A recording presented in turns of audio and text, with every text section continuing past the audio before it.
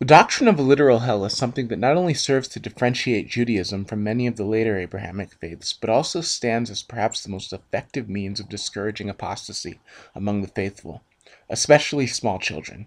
It should not surprise us that both Christianity and later Islam latched onto this doctrine as a method of scaring potential converts. It's one thing to fear men, or even a God that can just kill you, but it's much more frightening to have a God who, as the Gospels put it, can kill your body and then send your soul to hell. I don't mind telling you that the fear of damnation is something that I still occasionally struggle with, not because there's any rational reason to believe it, but simply because it was imprinted on me at a young age before I had fully developed my critical thinking skills. Some of you who were never involved in fundamentalist environments might have a hard time imagining what it's like to lose sleep over the fear of demons and hellfire. I suppose you could imagine it this way. Imagine if, as a kid, you were afraid of monsters being in your room at night. Then imagine that your parents had told you not that these monsters were imaginary, but that they did in fact exist, and that if you prayed, you could ward them off, and that if you ever stopped believing and praying, you'd be dragged down to their realm where they would torture you forever. It's truly frightening if you were a child. Like many kids, I had an active imagination, and the sacred scriptures don't seem to help this when you're trying to alleviate fear. Check out this passage from the Quran. But as for those who disbelieve, garments of fire will be cut out for them, boiling fluid will be poured down on their heads, whereby that which is in their bellies and their skins too will be melted, and for them are hooked rods of iron. Whenever in their anguish they would go forth from thence, they are driven back therein, and it is said unto them, Taste the doom of burning. In a similar verse, as for those who disbelieve, for them is the fire of hell. It taketh not complete effect upon them, so that they can die, nor is its torments lightened for them. Thus we punish every ingrate. And they cry for help there, saying, Our Lord, release us. We will do right, not the wrong that we used to do. Now taste the flavor of your deeds, for evildoers have no helper. The Christian New Testament has similar passages, and they have troubled both believers and non-believers in the past who have questioned how a moral and merciful deity could create such a horrible place. When I was a believer, I sometimes heard it said that hell was not meant for humanity, but for the devil and the other one-third of the angels who had rebelled against Yahweh. I mean, at the beginning of the Bible, the devil is clearly sealed away in this prison dimension, or this pocket dimension. It's not like omniscient, all-seeing Yahweh cast him down to earth where he could do any real damage to the perfect, pristine creation that he had just created for... Oh, crap. Never mind.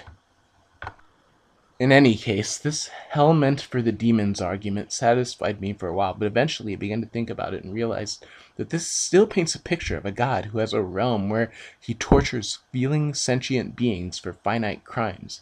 Indeed, this is the thing about the traditional concept of hell that most bugged me as I left the fold. Why is it necessary for Yahweh to have such a place to punish individuals who don't do what he wants? Even more, how could it possibly be reasonable to decree infinite punishment for finite crimes, including some as trivial as two unmarried consenting adults engaging in intercourse? The traditional apologetic argument to support this idea is that Yahweh is infinitely holy and infinitely just, and thus must decree infinite punishment to be consistent with his own nature. But this argument is flawed. Infinite punishment for actions, words, and thoughts that are limited to finite spaces and finite periods of time would actually be infinitely unjust for a being who is supposedly omnibenevolent and, as the Muslims say, the most merciful. When I was still a born-again Christian back in 2004, two Jehovah's Witnesses came to my house and we began to discuss our different views of divine punishment. Though at the time I vigorously defended the idea that the Bible supports a literal hell, they stuck to the idea of the annihilation process that their society promotes. They argued that a loving God would never have somebody tortured forever and ever. Now, as you probably know, I have very little love for the Watchtower organization and its doomsday cult-like teachings, but on this point I now completely see what they were talking about. What could possibly be gained by this God for having someone tortured forever? Information? Yahweh is omniscient. Some kind of masochistic pleasure? Yahweh is supposedly infinitely kind. It doesn't make any sense. Perhaps the most horrible thing about the doctrine of a literal hell is the way in which it corrupts the capacity for compassion and true critical thinking about issues of morality in those who believe. Last year, as I was becoming more and more outspoken about my disbelief and starting to do more videos here on YouTube, I had an interesting and eye-opening conversation with one of my loved ones. While talking about the cruel and repulsive actions Yahweh supposedly sanctions and motivates, I was flat out told that one day I would be faced with the reality of eternity in hell, and that on that day, I would very quickly abandon my problems with genocide and slavery and heterosexism when my eternal soul was at stake. So basically, I was being told that to save my own skin, I would grovel on my face before a bully of a deity who was trying to extort validation and love from me in the form of praise and worship.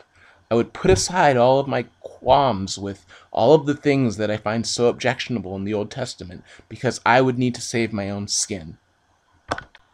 In the Gospel of Luke, Jesus implies something even more bone-chilling. In the parable of the rich man and Lazarus the beggar, a story is told of a wealthy man and a beggar who knew each other in life and died around the same time. The rich man goes straight to hell, but Lazarus is whisked away to a place called the bosom of Abraham, a sort of sanctuary in the underworld where the righteous dead are allowed to rest. The rich man, being tortured in hell, can see Lazarus in comfort, hanging out with the patriarch Abraham, and they in turn can see the rich man in torment. Pleading at the top of his lungs, the rich man asks for just a little bit of water for relief. But Abraham refuses because the rich man is getting what he deserves, and also because there is a giant chasm in the way. Now, I read this story throughout my time as a believer, and I always interpreted it as a validation of the principle that the first will be last and the last will be first. But looking back at it now, I find myself disturbed. What does this say about the character of the so-called righteous dead, that they could see people in torment and be so flippant and apathetic about it? What kind of person could enjoy the bliss of this sanctuary when they are within earshot and the line of sight of people enduring unending torture? Going even bigger, what kind of benevolent deity would design a place in such a way as to specifically ensure that those being tortured could see a place of relief on the other side of a chasm, but know that they can never reach it? Hell is a horrible concept, and any being that could think it up and then actually create it could not be the loving, kind, and merciful deity that many of the churches constantly tell us their God is. Next video is going to deal with the concept of heaven or paradise and why it's not as utopian as many believers would like you to think it is. I hope you stay tuned for that.